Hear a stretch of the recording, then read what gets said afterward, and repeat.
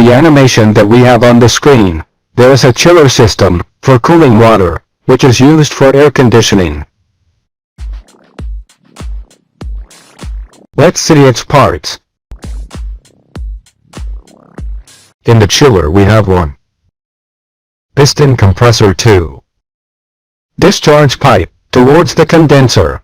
This pipe is located at the compressor outlet and contains refrigerant in superheated vapor state at high pressure and temperature. 3. Water-cooled condenser. At this point, the refrigerant arrives in a superheated vapor state coming from the compressor, and the refrigerant changes to a liquid state. 4. Liquid refrigerant outlet pipe. At this point the refrigerant still has high pressure, but it has dropped in temperature, say about 5 degrees Celsius above the outside ambient temperature. 5. Filter dryer. 6. Thermostatic expansion valve. 7. Low pressure pipe to the evaporator. At this point the refrigerant has low pressure and low temperature. It is mostly in a liquid state. 8. Cool. At this point the refrigerant arrives at a low temperature and meets the water that we need to cool. There is a heat exchange. The water reaches the cooler from the fan coils and delivers its heat to the refrigerant. This allows turning the water into ice. It is important to mention that the two fluids never mix. 9. The gaseous refrigerant is sucked by the compressor to restart the refrigeration cycle.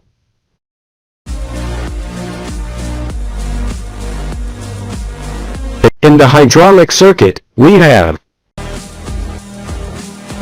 1. The water is sucked by the centrifugal pump in order to acquire pressure and be sent to the fan coil. 2. The low temperature water reaches the fan coil to cool the air. 3. Expansion tank and purge. 4. As the air has a higher temperature, give the heat to the ice water, thus the air loses its temperature and cools.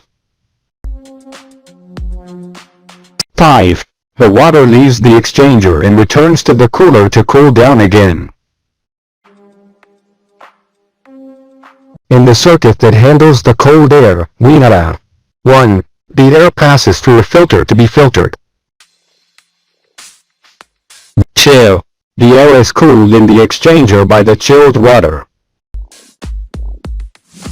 3. The air is sent by the fan to the living room to condition the occupants. 4. The air returns to the fan coil to be conditioned again.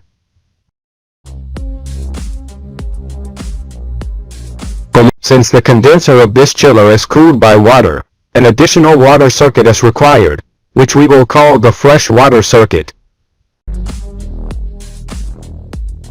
This fresh water circuit requires a cooling tower and has nothing to do with the chilled water circuit.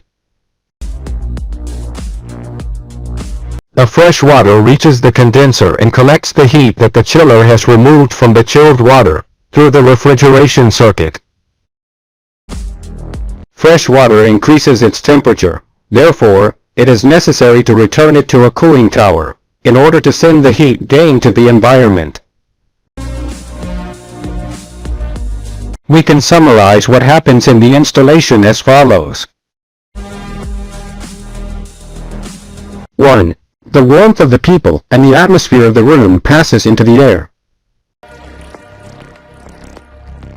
2. The heat is carried through the air to the fan coil exchanger and delivered to the chilled water. 3.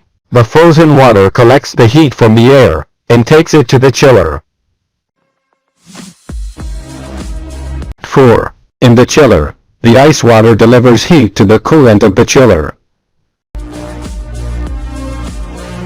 5. In the chiller the refrigerant is taken to the condenser to deliver the heat to the fresh water. 6. The fresh water collects heat from the condenser and takes it to the cooling tower where it is delivered to the outside environment. We are now going to see in detail each point of operation of the installation. 1. Air temperature in the living room, approximately 24 degrees Celsius. 2. Air temperature at the outlet of the fan coil heat exchanger, between 12 and 16 degrees Celsius. 3. Water temperature at the inlet of the fan coil exchanger, between 6 and 7 C. 4. Water temperature at the outlet of the fan coil exchanger, between 10 to 12.5 degrees Celsius. 5. Coolant temperature inside the cooler, approximately between 1 to 5 degrees Celsius. The pressure depends on the type of gas. In this case with R22, the pressure must be between 60 and 65 psi.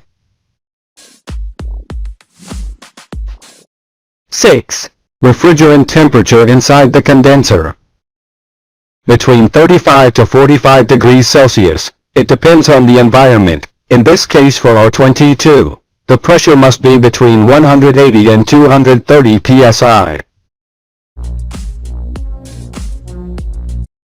Point 7. Water temperature at the condenser inlet, between 29 and 30 degrees Celsius. 8. Water temperature at the condenser outlet, between 34 and 35 degrees Celsius. 9. Water temperature at the cooling tower inlet, between 34 and 35 degrees Celsius. 10. Water temperature at the outlet of the cooling tower, between 29 and 30 degrees Celsius. 11. Turn-on temperature of the thermostat that controls the cooling tower fan, between 28 and 29 degrees Celsius. Point 12. Thermostat shutdown temperature that controls the cooling tower fan, between 26 and 27 degrees Celsius. 13.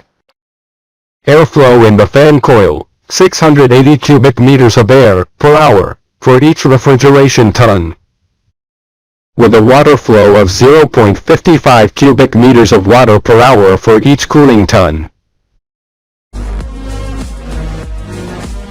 Point 14. Chillera water flow, 0.55 cubic meters of water for each refrigeration ton. Point 15. Chiller condenser coolant water flow, 0.680 cubic meters per hour for each refrigeration ton. Point 16. In this case, the control of the room temperature is carried out with the three-way valve, closing and opening the passage of the cooling water to the heat exchanger. In this way, when the comfort temperature is reached, the passage of the water to the heat exchanger is closed. The exchanger and vice versa. Point 17. The expansion tank allows the piping system to absorb the volume variations that the water has, due to temperature changes.